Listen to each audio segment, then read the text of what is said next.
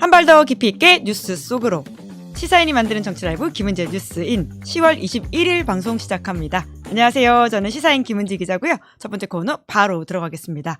쏟아지는 뉴스에 어떻게 반응해야 될지 알려드리는 시간 뉴스 리액션입니다. 나경희 기자 안녕하세요. 네, 안녕하세요. 네, 화요일의 뉴스 리액터 김정일 평론가 안녕하세요. 네, 안녕하세요. 네, 첫 번째 뉴스 바로 들어가 보죠. 네, 최상병 특검 임성근 구속영장 청구.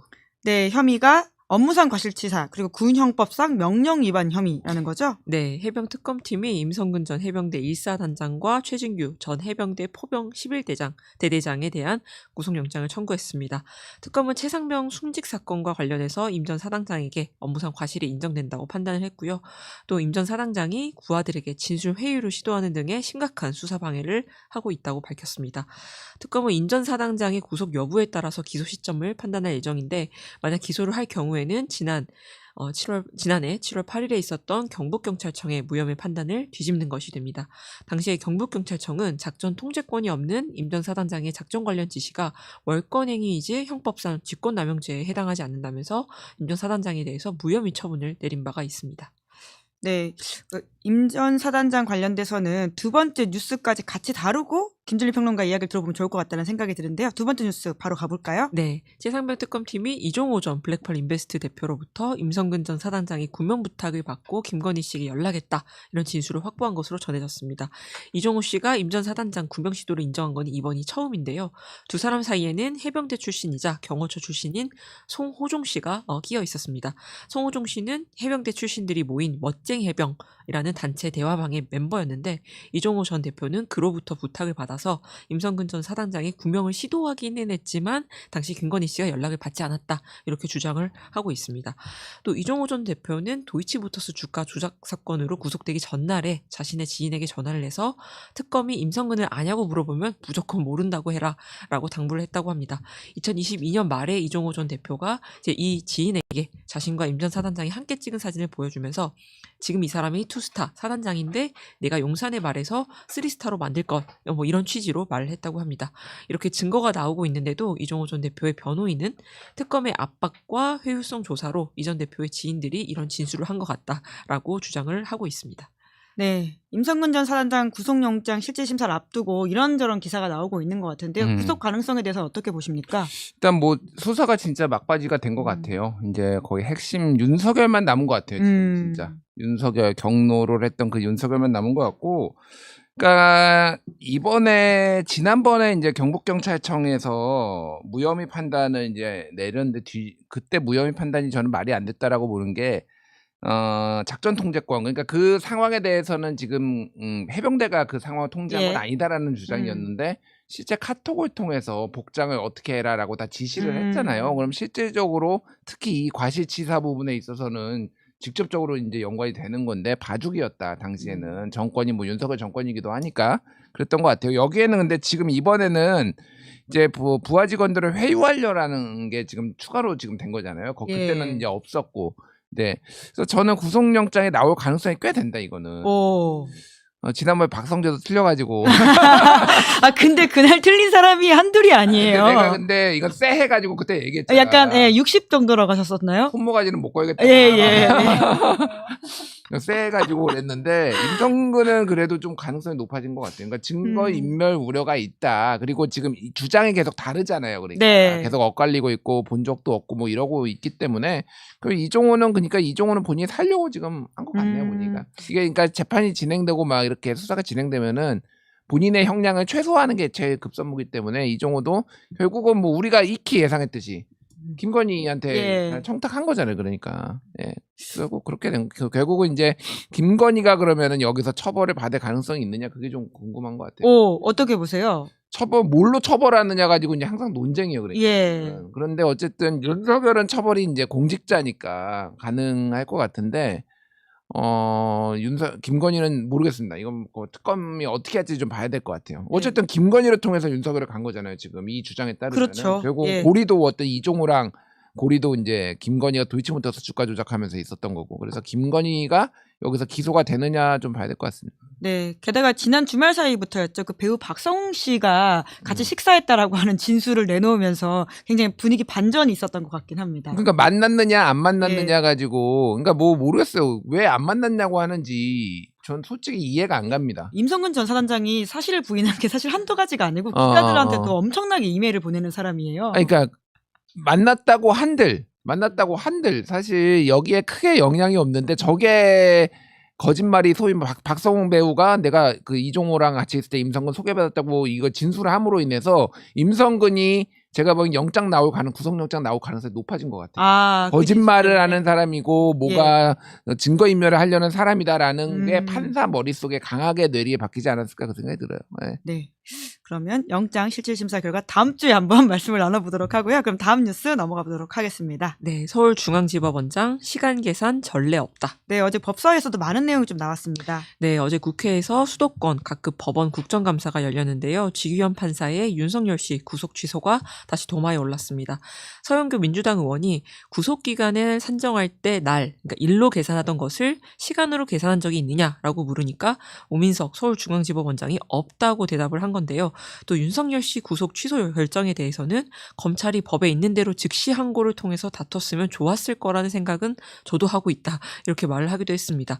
차영민 서울중앙지법 형사수석부장 역시 통상은 재판부가 판단을 하지만 날로 하는 것이 아닌가 생각을 한다라고 답을 했습니다. 당시 심우정 검찰총장은 수사팀의 강한 반발에도 불구하고 즉시 항고를 하지 않고 윤석열 씨를 석방했었습니다. 또 지기현 판사의 술자리 접대 의혹도 어제 다시 불거졌는데요. 지기현 판사는 2023년 8월 현직 변호사 후배들과 술을 곁들인 저녁 식사를 한 다음에 2차 술자리까지 함께했는데 이 의혹을 감사한 최진수 대법원 윤리감사관이 동석자들의 카드 내역을 제출받아서 확인한 결과 2차 술자리는 170만 원이 나왔다고 합니다. 확실히 삼겹살에 소주 한 잔 가격은 아닌 것 같은데 김용민 민주당 의원이 술만 마셨는데 어떻게 170만 원이 나올 수가 있냐라고 물으니까 최진수 감사관은 그 술집에서 술 한 병이 얼마인지 그런 부분을 저희는 파악할 수 없었다면서 직무 관련성이 없는 경우에 1인당 접대 비용이 100만 원 이하라서 징계 사유를 인정하기 어렵다고 말을 했습니다. 감사를 하면서 왜 술 한 병이 얼마인지 그리고 총 몇 병을 누가 나눠 마셨는지 같은 기초적인 사실 파악조차 왜 하지 않았는지는 조금 의아하기는 합니다. 그리고 또 어제 법사위 국감장에는 김대웅 서울고등법원장도 출석을 했는데요. 이재명 정부 중에도 언제든지 재판 기회를 잡아서 진행할 수 있는 거 아니냐라는 송석준 국민의힘 의원 질의에 이론적으로는 그렇다라고 답을 했습니다. 송석준 의원이 재차 현실적으로도 불가능한 것은 아니지 않느냐라고 물으니까 김대웅 서울고법원장이 불가능한 것은 아니다라고 답하기도 했고요. 그런데 어제 MBC 단독 보도에 따르면 이재명 대통령 선거법 사건이 대법원에 접수된 지난 3월 28일 이후부터 상고심 선고가 내려진 5월 1일 사이에 권영준 대법관과 신숙희 대법관이 열흘 넘게 해외 출장을 다녀왔다는 의혹이 제기가 됐습니다. 서영교 민주당 의원은 대법관들이 해외 출장을 무려 13일이나 다녀왔는데 조희대 대법원장은 재판을 서둘러 진행했다면 이 모순을 어떻게 납득하겠느냐라고 질타하기도 했습니다.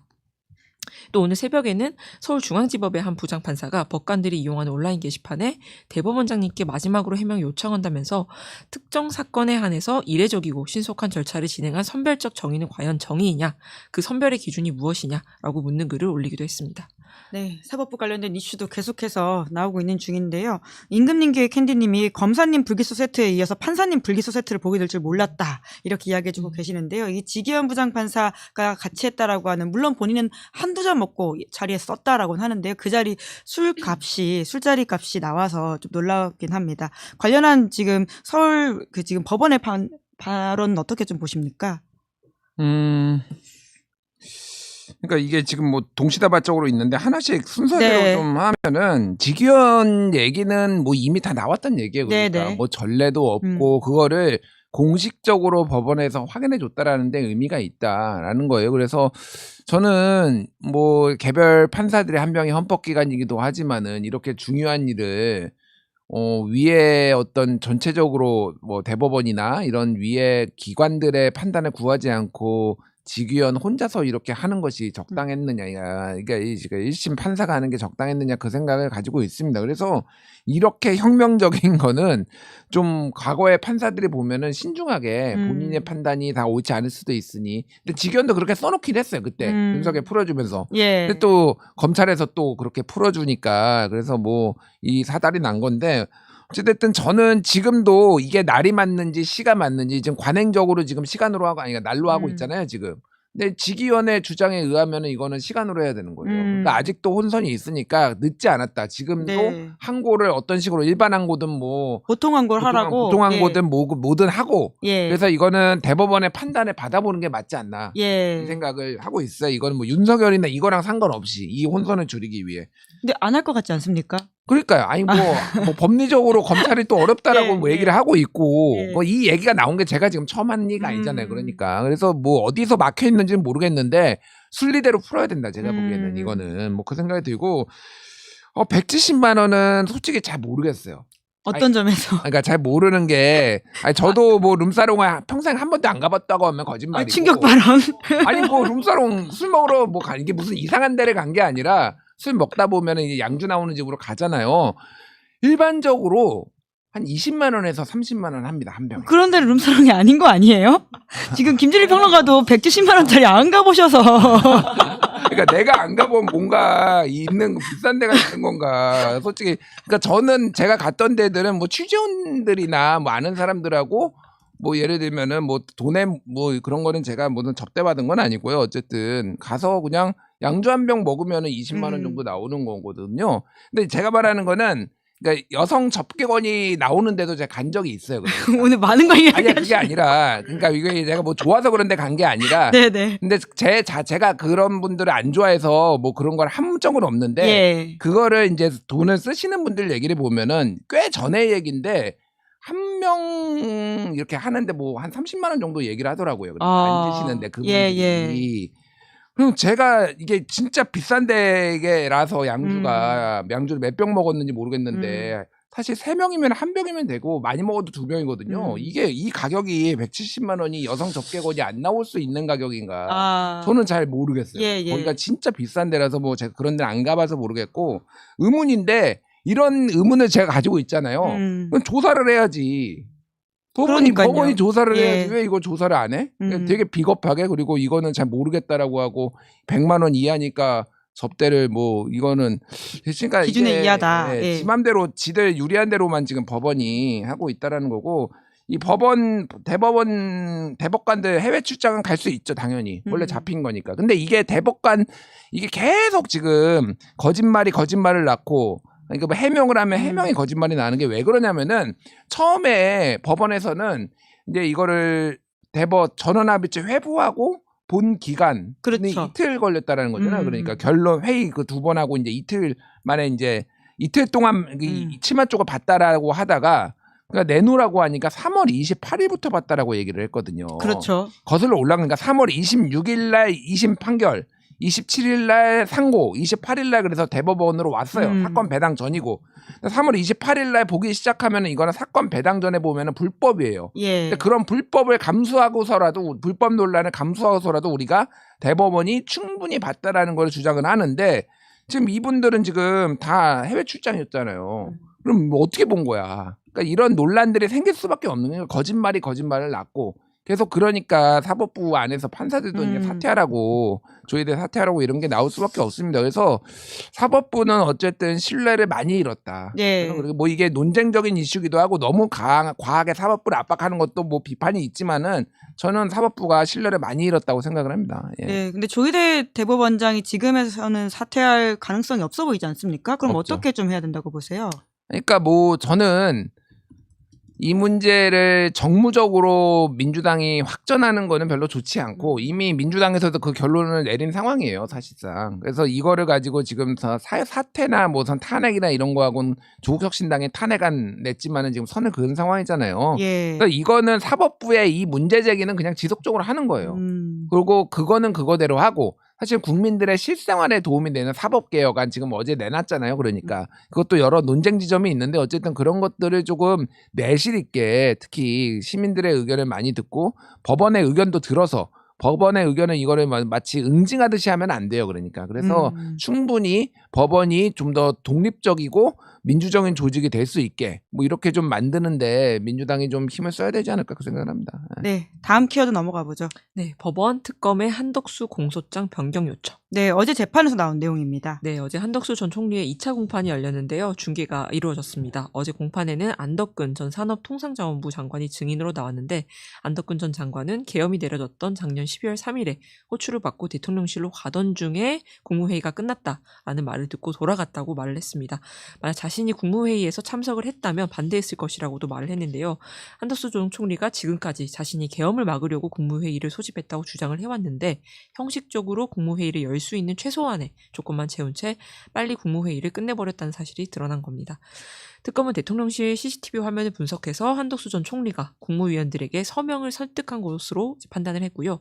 재판부는 내란 우두머리 방조가 적용된 한 전 총리에게 내란 중요 임무 종사 혐의를 넣어서 공소장을 변경할 것을 특검에 요구를 했습니다. 기존 혐의만 적용이 되면 내란 우두머리인 윤석열 씨가 받을 형량의 절반 정도 처벌을 받는데 만약 공소장이 변경이 되고 이 내란 중요 임무 종사로 유죄가 인정이 되면 사형이나 무기징역 또는 5년 이상의 징역에 처해질 수가 있습니다. 네, 공소장 변경하라고 하는 내용들은 굉장히 좀 중요해 보이는데요. 만약에 변경이 된다면 한덕수 전 총리는 유죄가 될 경우에 심각한 상황에 처해지게 되거든요. 어떻게 될 거라고 보십니까? 모르죠. 뭐 이게 어떻게 될지는 모르는데 지금 이 재판부가 중요 임무 종사로 바꾸라는 거잖아요. 그럼 이 재판부가 판결을 내리는 건데 재판부가 심각하게 본 거니까 유죄는 무조건 나올 것 같은데 지금 상황은?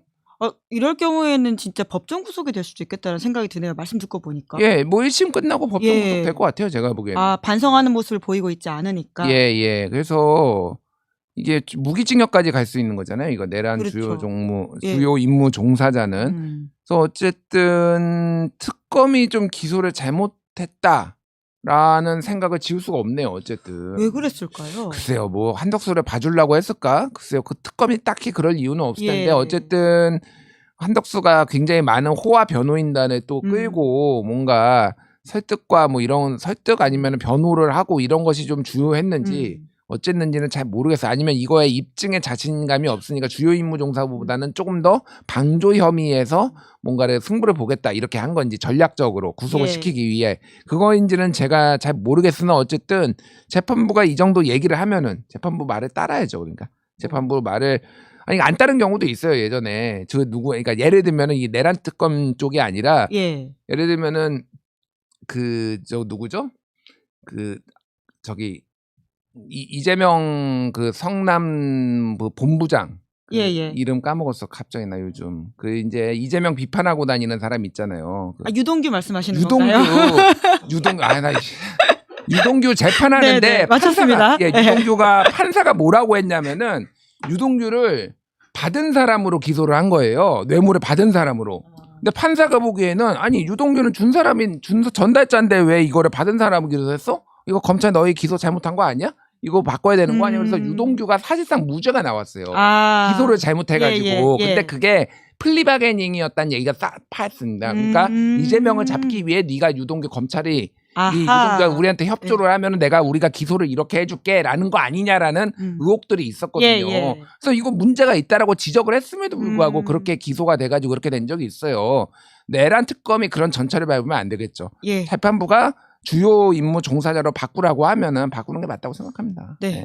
제대로 이 재판도 저희가 계속 감시하도록 하고요. 마지막 뉴스 키워드도 살펴보겠습니다. 네, 11호 부동산 대책 후폭풍. 네, 설명해 주시죠. 네, 엊그제 김용범 대통령실 정책실장이 정부의 11호 부동산 대책과 관련해서 안타깝고 송구스럽다면서 정부와 서울시, 경기도가 주택 공급에 힘을 모아야 한다라고 밝혔습니다. 관세 협상 후속 논의를 위해서 미국을 갔다 귀국한 지 불과 4시간 만에 페이스북에 글을 올린 건데요. 11호 부동산 대책 발표 이후에 실거주자의 주거 사다리를 걷어찼다 이런 비판이 확산하니까 얼른 진화하려는 의도로 해석이 됩니다. 한편 주택정책을 총괄하는 이상경 국토교통부 1차관이 한 유튜브 채널에 나와서 11호 부동산 대책과 관련해 한 발언이 논란이 되고 있는데요. 대출 규제로 현금이 부족한 실수요자들이 집을 살 수 없게 됐다는 지적에 대해서 돈을 벌어서 집을 사라는 식으로 대답을 했기 때문입니다. 정작 이 말을 한 이상경 차관의 배우자는 판교에 30억 원대의 아파트를 가지고 있는데 그중 거의 절반에 가까운 14억 원이 넘는 임대채무를 발표를 지고 있는 걸로 알려져서 빈축을 사고 있습니다. 네, 이번 대책은 어떻게 평가하십니까? 고육지책이었어요. 그러니까 이걸로 집값을 잡을 수는 없습니다. 그러니까 집값 문제는 하려면 진짜 1시간도 제가 그러니까요. 할 수는 있는데 어쩔 수 없는 상황이었다. 그러니까 이게 얼음땡 같은 거였어요. 그러니까 얼음땡은 다 올려버린 프리징 다 네. 올려버린 예, 거예요. 그래서 예. 이제 갑자기 블리자드 맞고 아. 눈보라 맞고 지금 얼린 뭐 생각지도 않았는데 얼어붙은 데는 불만이 나올 수밖에 없는 예. 거죠. 그래서 뭐 지금 재건축도 지금 입주권 같은 거 다 지금 대출 안 나오고 전매도 안 되고 그래서 또 재건축 시장도 난리 나고 막 이런 거예요. 그래서 어쨌든 땡 하는 순간이 언젠가는 오기는 올 겁니다. 아. 일단은 이거의 시효는 12월 31일까지 했는데 공급 대책을 따로 마련을 발표를 한다라고 하고 제가 보기에는 대규모 공급 대책이 물론 그게 바로 공급이 되는 건 아니에요. 그렇죠. 시장은 나지만 심리적으로 안정감을 좀 줄 수 있습니다. 그러니까 사람들이 지금 오늘도 지금 코스피 난리 났잖아요. 예. 10만 전자 간다라고 했는데 지금 정서가 뭐냐면은 야, 주식이 이렇게 뛰었어? 주식에 이제 몰빵도 하지만은 게다가 지금 부동산이 이렇게 됐으니까 주식에 더 많이 투자하는 것도 맞는데 주식이 좀 돈 많이 벌어가지고 부동산 사야지. 아, 집 결국은 사야지. 부동산이에요? 이런 사람들 실제 아. 많아요. 이건 제가 주장하는 게 아니라 예. 이를테면 김인만 부동산경제연구소장이라든지 아. 이런 분들이 상담해 보면은 주식이 좋아? 주식에 많이 투자해서 부동산 사야지. 아이고. 이런 사람들이 많이. 결국은 부동산 불패를 아직도 믿고 있다라는 거예요. 그래서 계속 이제 주식이 기대 수익이 부동산보다 높을 수도 있다라는 거를 정부가 입증해야 되는 것도 있고 대규모 공급 정책으로 안정화를 해야 되는데 문제는 이제 그 중간 과정에 버티면서 이런저런 얘기하다가 말들이 계속 는 게 이게 심리의 문제고 정서의 문제거든요. 니들은 다 대출 받아서 해놓고 우리 왜 대출 그렇죠. 못 받게 라는 거. 그래서 이거는 김병기 원내대표도 그렇고 대출 받는 거 자체를 죄악시하면 안 돼요. 그러니까 그거를 실제 대출을 받는 사람들이 예를 들면 강남에 아파트 비하면은 굉장히 능력자인데 50% 대출 받고 10% 신용대출, 담보대출 50, 10% 신용, 자기 돈으로 한 2, 30 정도로 사거든요. 일반적으로. 예. 그러면 강남에 2, 30으로 그 돈을 땡길 수 있는 것도 대단한 사실은 능력자, 그러니까 현금 능력자. 제가 말하는 거는 100% 현금을 사는 건데 이런 불공정함에 대해서 얘기를 해야지. 그냥 다 뭉뚱거려가지고 대출 뭐 이런 것들만 얘기를 하면은 되게 이런 공격받기가 되게 좋다. 그 생각이 들어요. 네. 네. 종합적인 너무 이야기와 길어졌다. 함께 네. 임금님 캔디님은 국토균형 발전이 또 근본적 해결책 아니냐라는 식의 말씀도 해주고 계시는데요. 부동산 이야기는 저희가 한번 특집으로 마련하도록 하겠습니다. 그러면 오늘은 여기까지 하겠습니다. 두 분 수고 많으셨습니다. 고맙습니다. 네, 감사합니다. 네, 저는 광고하겠습니다. 비교원이 준비한 최대 128만 원의 혜택 놓치지 마십시오.